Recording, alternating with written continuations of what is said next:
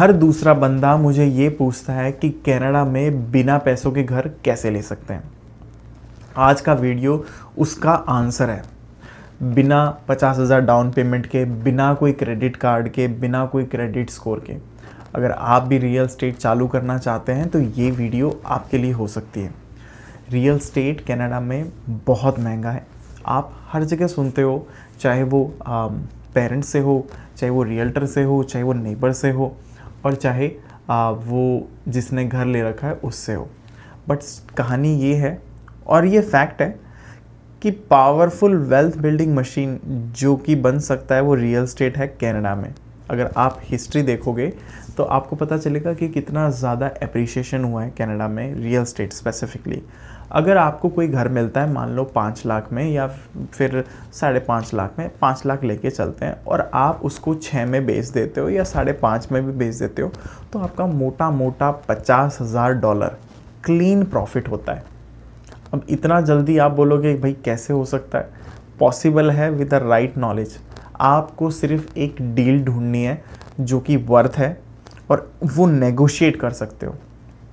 और मैंने ये बहुत बार मेरे क्लाइंटों के साथ भी किया है और मेरी खुद की प्रॉपर्टीज़ में भी मैंने ट्राई किया हुआ है, तो आप इसको कर सकते हो फॉर श्योर। सवाल ये है कि भाई ये कैसे पॉसिबल है? कैसे बिना पैसों के आप घर ले सकते हो? कैसे बिना क्रेडिट स्कोर के आप घर ले सकते हो? अगर आपके पास ये 3 रिक्वायरमेंट है तो आप अपना पहला घर ले सकते हो। सबसे पहले बात करते हैं मॉर्गेज प्रोसेस की। तो मॉर्गेज की आपको भी बहुत अच्छे से पता है, रिक्वायरमेंट बहुत सिंपल है कि भाई या आपको 90 डेज़ या फिर 1 साल पुरानी कोई जॉब चाहिए जिसमें आपको एक्सपीरियंस हो, प्लस उसके प्रॉपर पे स्टब होने चाहिए। अगर आप, बहुत सारे लोग मेरे को पूछते हैं कि भाई प्रोबेशन में आप मॉर्गेज पास कर सकते हो या आपको लोन मिल सकता है, तो मैं कहूँगा कि यस, डिपेंड करता है। जैसे CIBC है या कोई अदर बैंक है, वो 30 डेज़ के आपको ऑफ़र लेटर देख के आपको मॉर्गेज अप्रूव कर देते हैं, या फिर it depend lender to lender. For example कि अगर आप IT में जॉब करते हो और आपको 6 महीने हो गए सेम कंपनी में और आप जॉब स्विच करना चाहते हो, तो मैं कहूँगा कि स्विच करने से पहले आप लोन के लिए अप्लाई करो या मॉर्गेज ले सकते हो। अगर आप वापस स्विच करोगे तो वापस आपको वेट करना पड़ेगा। अगर आप इस साल घर लेना चाहते हो तो स्विच मत करना। एक बंदा था गुरलीन जो सबवे में काम करते थे, फिर उसने हॉस्पिटैलिटी में शिफ्ट किया, मतलब कि उन्होंने अपना प्रोफेशन चेंज किया। 2 साल की कंप्लीट बैंक में लोन दे दिया। Second requirements, sales job. Yes guys, आपको ये पता नहीं हुआ कि अगर आपकी सेल्स में जॉब है तो ये बोनस टिप हो सकती है। कैसे कि भाई आपका लोगों से बात करना, नेगोशिएट करना और परसुएशन करना आता है। So real estate is not about buildings, it's about people. मतलब अगर आपको रियल स्टेट नेगोशिएट करना आता है, नंबर्स में गुड हो, तो आप डील ढूंढ सकते हो अपने इन्वेस्टर्स के लिए और खुद के लिए, और नंबर को नेगोशिएट भी कर सकते हो। तीसरी चीज़, क्रेडिट स्कोर। अगर आपको एक अच्छी डील चाहिए तो आपको एक लेंडर भी चाहिए जो आपको ऑन द स्पॉट आपको मॉर्गेज दे। आपका क्रेडिट स्कोर कम से कम 650 तो होना ही चाहिए। उसके लिए 3 क्रेडिट कार्ड ले सकते हो आप, जैसे स्कॉशिया है, BMO है, CIBC है, या दूसरे क्रेडिट कार्ड्स भी आते हैं जिन पे आप लोड करके हर महीने पैसे ले सकते हो। आप कोई भी चीज़ का फुल पेमेंट सेम डे करो बिना कोई डिले। अगर ग्रोसरी भी करनी है तो उसको 8 से 9 महीने तक यूज़ करो। कोई भी क्रेडिट कार्ड है उसकी सिर्फ और सिर्फ 10% यूज़ करो और मिनिमम पेमेंट मत भरा करो कभी नहीं। स्टेप 3, डाउन पेमेंट सेव करना। मतलब कि भाई डाउन पेमेंट थोड़ा बहुत तो आपको चाहिए। अगर आप हर महीने $500 भी साइड हसल या जॉब से सेव करते हो तो 2 साल में आप $12,000 कर सकते हो। अगर $500 करते हो तो 2 साल में 12, 1 साल में करते हो $1,000, तो आप सिंपल सा कैलकुलेशन है। और आप फर्स्ट टाइम होम बायर हो तो 5% is more than enough. 5 lakh के घर में $25,000 चाहिए। 25,000 कैसे करेंगे? हर साल 1,000 सेल करके 2 साल में आपको अच्छी प्रॉपर डाउन पेमेंट हो जाएगी। फॉर एग्जाम्पल कि जैसे अमन को अगर घर लेना है और उसको 5% इकट्ठा करना है apart from their job, he should do a Facebook market place पे, या फिर कोई फिक्स एंड फ्लिप कर ली, या फिर उबर ईट्स कर ली, या फिर कोई साइड में हसल कर ली, या सबवे में, मतलब एक छोटी जॉब सिर्फ और सिर्फ आप वो डाउन पेमेंट के लिए कर सकते हो। दूसरी चीज़, आपको सही डील मिलनी चाहिए। अगर आपने सही डील नहीं ढूंढी तो आप कभी आगे नहीं बढ़ पाओगे। अवॉइड एक्सपेंसिव सिटीज़, जैसे कि टोरंटो है, वैंकूवर है, मॉन्ट्रियल है।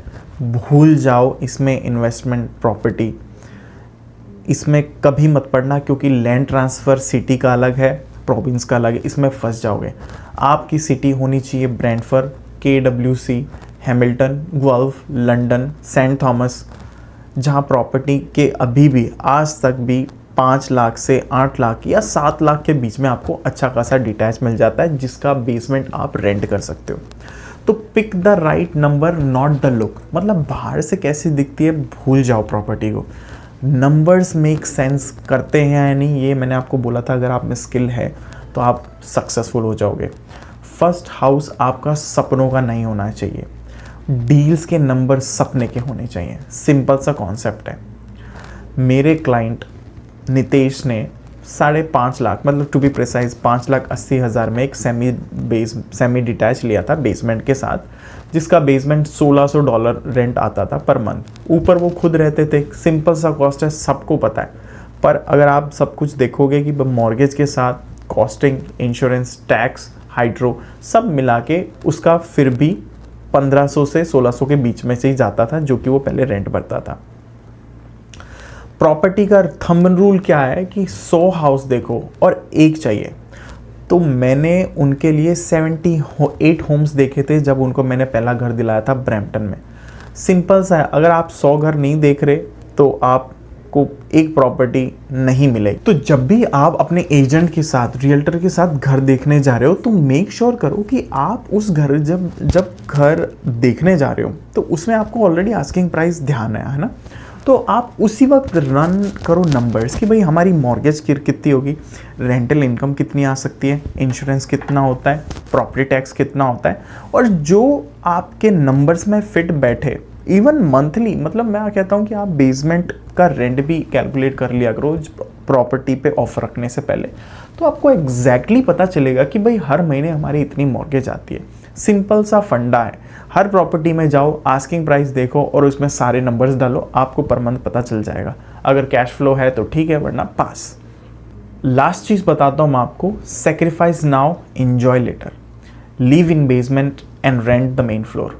आपने सुना होगा कि मेन फ्लोर में मालिक खुद रहता है और बेसमेंट में टेनेंट रखता है, पर स्मार्टली आप देखोगे तो आपको भी पता है कि जो ऊपर का फ्लोर है वो ज़्यादा एक्सपेंसिव रेंट पे जाता है। जैसे कि नीचे अगर 1200-1300 जा रहा है तो ऊपर $2,600 जाएगा, राइट।